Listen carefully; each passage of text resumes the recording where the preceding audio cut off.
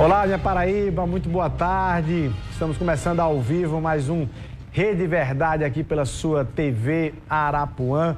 Nesta quinta-feira, dia 1º de junho, entramos em junho, nesse mês mais nordestino aqui do ano, no roteiro aí do São João, sobretudo aí dos municípios aqui da Paraíba, e a gente trazendo as notícias da política. Hoje aqui em João Pessoa, um evento nacional sendo realizado, um encontro aí com a Frente Nacional dos Prefeitos, conduzido aí pelo prefeito Cícero Luceno. Washington Luiz esteve lá e traz só informação exclusiva, ele pegou entrevista exclusiva com o ministro do Tribunal de Contas da União, Augusto Nardes. Washington Luiz, vamos começar logo com você aí, direto aí do evento dos prefeitos aqui na capital. Olá, muito boa tarde, Luiz Torres, boa tarde a todos. Nós estamos aqui no Centro de Convenções, onde acontece um evento da Frente Nacional dos Prefeitos. Um dos palestrantes, um assunto fundamental, que tem uma larga experiência, ex-ministro do Tribunal de Contas da União, o ministro Augusto Nardes. Ministro, muito boa tarde, seja bem-vindo aqui ao Rede Verdade, mais uma vez, as nossas boas-vindas aqui ao estado da Paraíba. Qual a sua avaliação deste evento? O que será discutido em prol dos municípios hoje do país?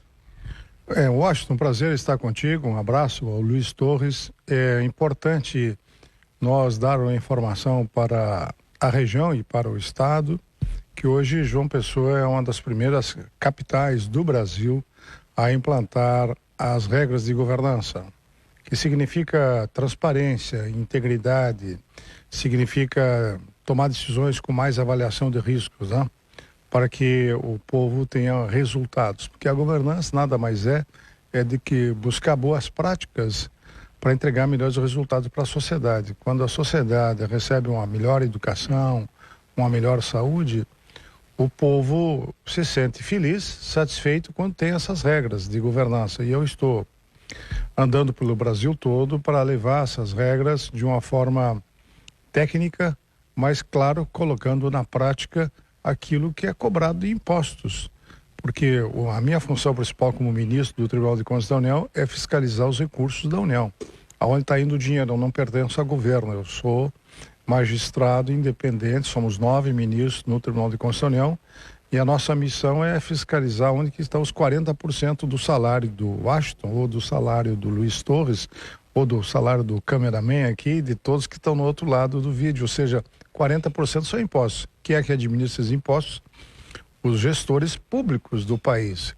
E o tribunal tem que fiscalizar para que esse dinheiro seja bem aplicado. Então a minha missão hoje aqui é estar com o prefeito Cícero, que aceitou 1 ano e meio atrás implantar a governança, já implantou em boa parte dos seus secretários, já conhece o que é governança, e eu estou fazendo esse trabalho em todo o Brasil.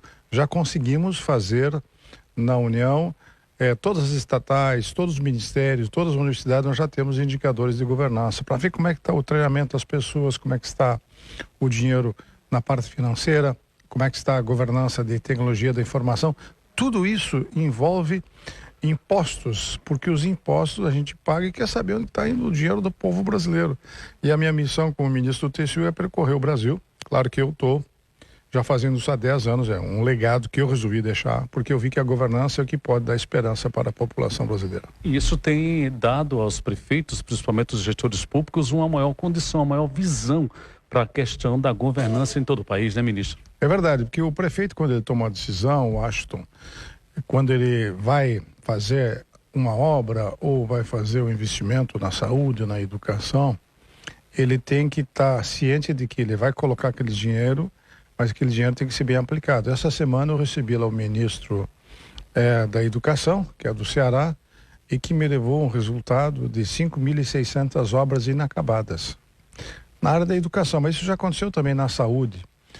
De creches abandonadas, de UPAs abandonadas, ou seja, faz uma obra, mas não planeja a parte da manutenção. E aí é dinheiro jogado no lixo, e esse dinheiro sai do teu salário, sai de todos os brasileiros. Esse dinheiro tem que ser bem aplicado, e a minha missão é orientar eles para implantar a governança. Eu disse na minha fala que eu tive lá com o ministro da Educação, que essa novela eu já conhecia, né? De chegarem as pessoas lá em nome dos gestores públicos do Brasil que não querem ser multados, não querem ser penalizados porque não terminaram a obra inacabada, prédio abandonado. E isso se repete porque não tem organização, não tem governança da gestão. Então a gestão é uma coisa, a executar é uma coisa, a governança é monitorar e avaliar aonde vai o dinheiro do Washington, aonde vai o dinheiro do Luiz Torres, aonde que vai o dinheiro de todos os brasileiros que pagam impostos, porque todo mundo tem o seu desconto no salário para a Previdência e cada vez que ele compra alguma coisa, ele está pagando impostos. Ministro, muito obrigado pela participação. Eu que agradeço a oportunidade.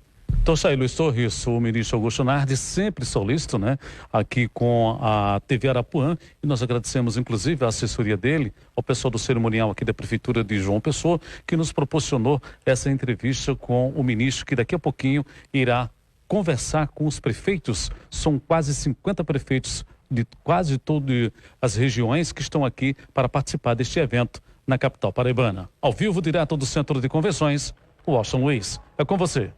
Aí, Washington, muito obrigado, parabéns aí pela entrevista, obrigado ao ministro pela educação, né, em poder estar falando aqui com a gente, fazer esse registro, tá? Bom, e o ministro falando, inclusive, na qualidade dos serviços públicos, da qualidade de gestão. E quem faz a gestão do abastecimento de água aqui na Paraíba é a Cagepa. O nosso convidado é o diretor-presidente da Companhia de Abastecimento de Água aqui, da Cagepa, Marcos Vinícius. Presidente, muito boa tarde, seja muito bem-vindo, muito obrigado pela sua presença aqui no Rede Verdade. Luiz, eu que agradeço a você, a todo o sistema Arapuã, pelo carinho com que sempre fui recebido, especialmente aqui no seu programa, para conversar e, na realidade, fazer o que o ministro acabou de nos relatar, né? Prestar conta dos serviços que nós estamos fazendo na companhia da gestão de uma empresa pública, e esse é um dos papéis de qualquer gestor público que está à frente de qualquer órgão, fazer a prestação de contas para a sociedade, Luiz. E eu agradeço esse momento extremamente importante que você nos oportuniza de conversar com todo o estado da Paraíba. E por falar nessa questão de organização de contas, eu quero começar por um tema que me chamou a atenção, a Cagepa recebendo o primeiro empréstimo internacional para fazer investimentos aqui na Paraíba. A Cagepa está, do ponto de vista financeiro e orçamentário, está com essa bola toda para já pedir dinheiro emprestado fora do Brasil, presidente. Que empréstimo é esse? Que investimentos serão esses?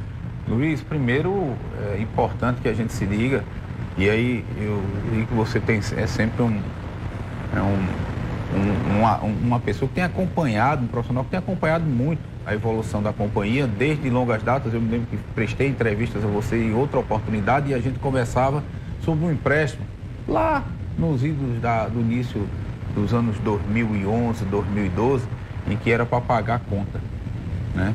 E aí tem todo um trabalho que não é de Marcos Vinícius, é um trabalho de uma equipe que faz parte da Companhia de Água e Esgoto da Paraíba, uma equipe de gestão composta por diretores, por gerentes, por subgerentes e outros colegas que estão nesse processo, que fizeram a evolução desta empresa a permitir que ela saísse de 11 anos de prejuízos consecutivos e muito pesados para termos fechado o ano passado com mais um ano de superávit.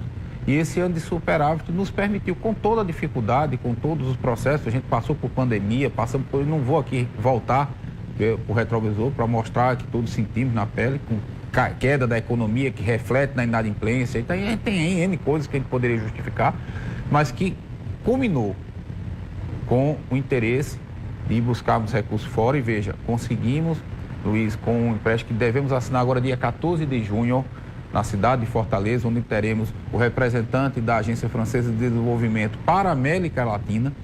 Estaremos assinando com ele um empréstimo de 50 milhões de euros. Em torno a preço de hoje, se nós considerarmos em média o euro a 5,5, teremos 330 milhões de reais disponíveis para fazer investimentos. Perceba a população que nós não estamos tirando empréstimo para pagar conta. Nós estamos tirando empréstimo para melhorar, ampliar os serviços. A exemplo, esgotamento sanitário na cidade de Patos, meu amigo Luiz Couto. Vamos ampliar o sistema, temos um compromisso assumido com a população de Patos, com o prefeito Nabor, de ampliar o esgotamento de Patos. É uma centralidade no sertão, não só paraibano, mas no sertão nordestino. Uma cidade com mais de 100 mil habitantes, que tem apenas 16% de cobertura de esgoto. Então, precisamos avançar nesse sistema. Vamos investir lá em pouco mais de 45 milhões de reais. A cidade de Cajazeiras, Luiz, também nós temos o Açude Grande, que faz parte da história do nascedouro da cidade de Cajazeiras e que hoje se encontra totalmente poluído porque as ligações das residências estão indo para a água pluvial, para as galerias que caem no Açude Grande. Nós temos a cidade de Cabedelo. Veja, Luiz, que importância desse investimento para a cidade de Cabedelo. Mais de 40 milhões de reais, onde nós vamos investir naquela área central de Cabedelo. Quantas pessoas vivem do turismo de Cabedelo ou tem comércio vinculado ao turismo ali naquele miolo, desde do mercado ali perto do Forte, onde nós passamos também pelo terminal, onde nós pegamos até um pedaço da Praia de Formosa, ao que nós chamamos de bacia A e B, complementando com a Areia Dourada, que nós estamos investindo agora com recursos da companhia, mais 12 milhões, para concluir aquela obra. Quantos empregos estão sendo gerados? São Bentinho, lá na cidade de São Bento, ampliação da capacidade de reservação de Gramame e mais de 10 estações de tratamento sendo reformuladas, além de equipamentos. Então, são recursos que vêm para investir e melhorar a condição de vida do paraibano. Presidente, interromper rapidinho nossa conversa aqui, a gente volta conversando para lhe convidar a acompanhar. O Washington Luiz está lá no encontro da Frente Nacional dos Prefeitos e está nesse momento agora ao vivo com o prefeito Cícero Lucena, que é o anfitrião desse evento e vai trazer aqui entrevista para a gente. Washington Luiz, é com você. Olá, Luiz, estamos de volta falando ao vivo, direto aqui do Centro de Convenções, onde acontece um evento com quase 50 prefeitos de todo o país que irão discutir hoje e amanhã vários assuntos. São vários os temas que serão discutidos agora há pouco. Inclusive, nós conversamos agora há pouco com o ministro Augusto Nardi, que é um dos palestrantes. Ao vivo, nós vamos conversar com o prefeito anfitrião da capital. Prefeito, muito boa tarde. Estamos ao vivo aqui no Rede Verdade, nos estúdios, o Luiz Torres. Prefeito, qual a sua avaliação deste evento e o ponto fundamental da reunião desses prefeitos aqui no Centro de Convenções? Boa tarde. Boa tarde. É um motivo de alegria. João Pessoa está sediando esse encontro nacional da nossa Frente Nacional do Prefeito, que agrega mais de 400 maiores municípios do país, com cerca de 70% da população do país é filiado à nossa frente. E aqui nós estamos discutindo o futuro das cidades e as cidades do futuro.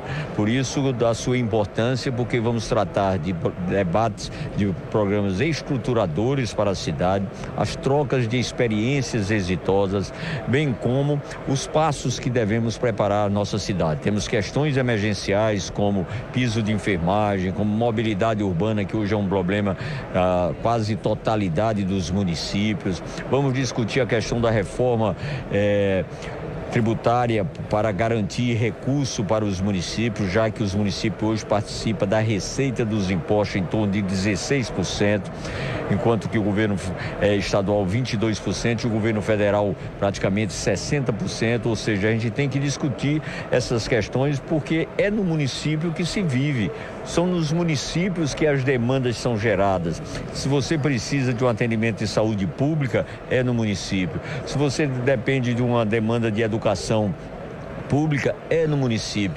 Se você precisa do transporte coletivo, também é de responsabilidade do município. Se você usa seu carro para se deslocar na infraestrutura da cidade, nas vias, é responsabilidade dos municípios. Então estamos chamando a atenção à importância que as cidades têm na vida das pessoas e com isso a gente poder encontrar exemplos exitosos que já existem em várias cidades e uma estrutura melhor para que os municípios possam corresponder a essa expectativa da população. Muito obrigado, prefeito. Eu que agradeço. Uma boa tarde. Então é isso aí, Luiz Torres, o prefeito Cícero falando dos assuntos que serão debatidos hoje e amanhã. Foi aberto agora há pouco o evento, né, pelo prefeito de Aracaju. Pela quarta vez ele é prefeito lá do município de Aracaju. Ele foi o presidente da Frente Nacional dos Prefeitos. Ele abriu o evento e foi dado uma pausa, né, para um lanche. Só às 14 horas é que começam os trabalhos aqui no Centro de Convenções. Mais informações durante a nossa programação iremos trazer com detalhes deste evento que acontece aqui na capital da Paraíba. É com você, Luiz. Bacana, o Washington Luiz aí sempre em cima do lance e importante João Pessoa está no centro desses debates, dessas discussões sobre os desafios das prefeituras e dos municípios, das capitais brasileiras. Importante esse debate. Bom, aqui comigo no estúdio, o presidente da CAGEPA, Marcos Vinícius, falando do investimento de 50 milhões de euros, né, para investimentos em ações aqui na Paraíba, na questão do abastecimento d'água. E aí eu lhe pergunto, tem uma visão de Paraíba do ponto de vista do abastecimento? Estamos muito próximos, estamos longe de atingir a tão sonhada segurança hídrica completa, presidente? Luiz, eu diria que um problema complexo, quando a gente discutiu isso em outras oportunidades, a gente tratava e eu mostrava como é difícil fazer abastecimento d'água num estado onde quase 90% hoje, quando a gente pega uma seca grande, está dentro do semiárido nordestino, tirando somente a faixa litorânea, porque até bem pouco tempo atrás o Brejo também entrou nessa seara aí do semiárido nordestino com a sua toda influência, principalmente no período de seca. Nós temos, Luiz, duas situações bastante interessantes, né? Nós temos hoje em andamento cerca de 700 quilômetros de adutoras, né? Ou contratadas, ou em execução, ou em vias de contratação com processos licitatórios abertos ou em vias de licitar. Por exemplo, nós temos a Transparaíba Curimataú, nós já passamos aí de 110 quilômetros de tubulação implantada, estamos querendo agora em dezembro fazer em operação, colocar até Solidário o trecho em operação com estação de tratamento, com tudo, facilitando inclusive o abastecimento para Juazeirinho e para outras cidades, né? Então esperamos concluir todo esse processo. Nós temos a Transparaíba Cariri, 350 quilômetros de adutor, também em processo de licitação, é uma licitação internacional com recursos do Banco Mundial. Estou na segunda-feira recepcionando aqui, né, o governo do estado, junto com a Secretaria de Recursos Hídricos e CAGEPA, a pedido do governador do estado, mais um agente internacional, seis representantes, né, dos quais 3 de Xangai, são representantes do BRICS, do novo Banco dos BRICS, estarão aqui conosco, visitando para atender a complementação da Transparaíba Curimataú, que mais em torno de 170 quilômetros de adutor. Estarei na cidade de Cuité, junto com o prefeito Charles, como também estarei na região de Catolé do Rocha, onde nós temos a MRH 89, que pega a água ali em Orodongo, onde nós já temos estação, e levará água até Catolé, Lagoa, Jericó, entre outras cidades ali do entorno, quando nós tivemos uma crise hídrica sem precedente, com a exaustão por completo do açude carneiro que abastecia aquelas cidades naquela região.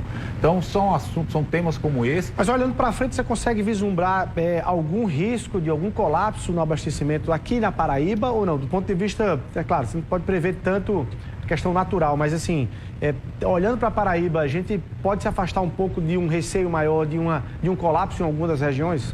Luiz, colapso regional, a gente tem trabalhado para se ter toda a segurança hídrica e a redundância para que não tenhamos esse tipo de situação numa gravidade como nós tivemos anos atrás. Nós temos situações pontuais, por exemplo, como Teixeira e Maturé, que existe um problema local, inclusive uma parte dessa adutora que é a Cariri, vai até a cidade de Teixeira. Nós estamos discutindo com o estado vizinho de Pernambuco a adutora para chegar, para que a gente possa complementar até Maturéia e Teixeira para atender essa região. Nós temos algumas situações hídricas que precisam ser resolvidas e sanadas, né, que aí são ações como essa que a gente colocou de reforço de sistemas, por exemplo. Cuité hoje tem água, Cuité passou 7 anos sem água, Luiz. 7 anos.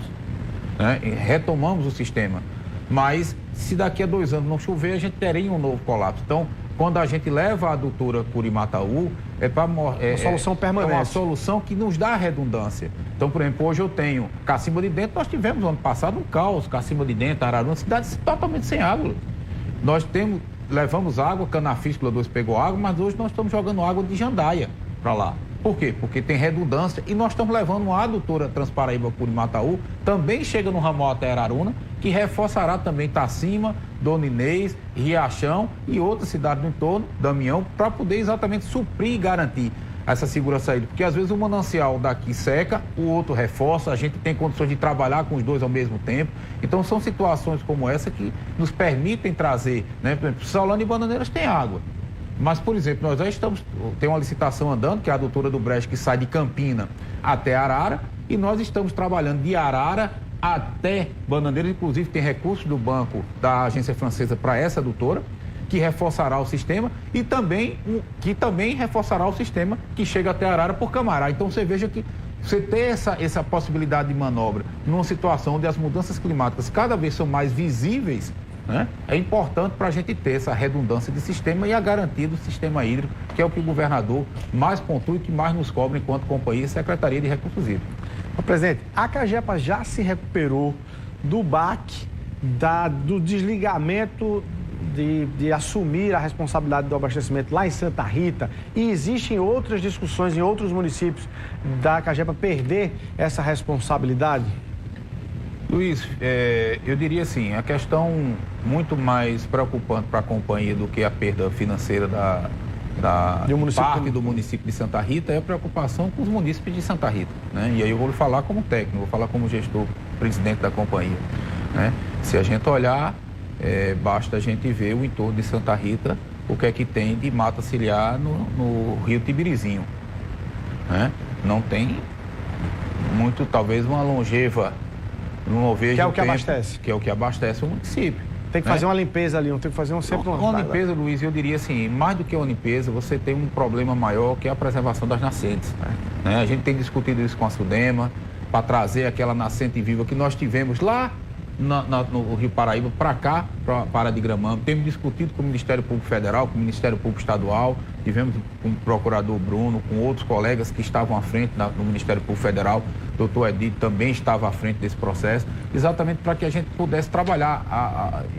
Há de se ter uma convivência harmônica, perceba, não é uma criminalização ou uma exclusão ou uma culpabilidade, mas nós temos que entender que há de se ter uma convivência entre os processos naturais, que são naturais de geração de emprego e renda, do agronegócio, da indústria, da construção civil, com a preservação ambiental, principalmente naqueles locais mais frágeis que garantem água, para que inclusive essas atividades prevaleçam. Não existe agronegócio sem água, não existe cidade sem água.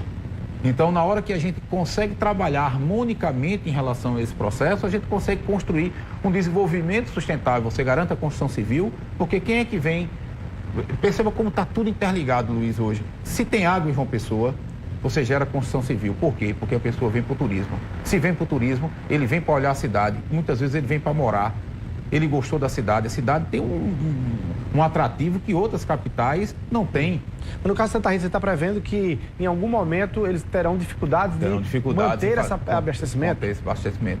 A gente inclusive, já tinha previsto alguns reforços de sistema vindo de Gramame, porque nós temos agora, graças a Deus, o governador João conseguiu adiantar uma discussão com o Ministério das Cidades, agora muito mais aberta a esse diálogo, né, sem nenhum tipo de vamos dizer assim, não é de preconceito, mas assim, de afastamento de empresas públicas, como existia no governo anterior.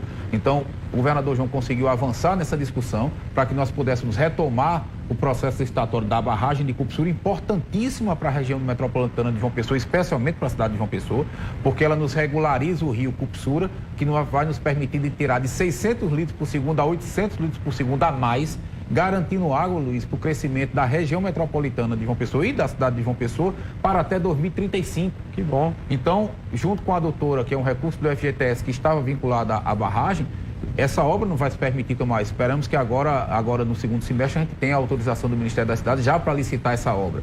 Né? Uma cobrança que o governador João fez, que o presidente Lula muito bem recepcionou junto com o ministro das cidades lá em Brasília. Então, isso, Luiz, nós estamos pensando em João Pessoa daqui a 2035, mas nós já estamos discutindo, Luiz, João Pessoa pós 2035. Isso marca 12 anos, Luiz, porque para você planejar, trabalhar e discutir um abastecimento de uma cidade, de uma região que em 2035 supera 1,5 milhão de habitantes, a gente não consegue abastecer essa cidade só por posto e por carro-pipa. E aí, me permita a franqueza, Santa Rita ficou fora. Olha aí. Por quê? Porque ela se isolou, né? Ela se isolou. Todos os municípios se integram, buscam se integrar, né? E por uma questão que a gente está discutindo judicialmente, a Cagepa não abriu mão desse processo, nós estamos discutindo judicialmente. E aí nós vamos discutir, né? Até porque foi uma discussão que foi passada num processo secundário de interdito proibitório. Nós ainda estamos discutindo o principal. Presidente, eu tenho um break ainda para pedir, mas quero falar sobre um assunto que é a transposição das águas do São Francisco. Muita gente tem muito mito, tem muita história sobre isso, queria que você pudesse clarear. E também quero falar sobre Muita gente gosta de investimento da Cagepa, gosta da água chegando em casa, mas tem gente que está com débito, com dívida, tem empresa, tem prefeitura, tem, enfim, tem gente com débito, dívida na Cagepa e fica dizendo, para você nem pensar em investimento, eu quero pagar minhas dívidas. Se você tem solução para isso, vai falar sobre isso daqui a pouquinho. Um minutinho só e a gente volta aqui no Rede Verdade.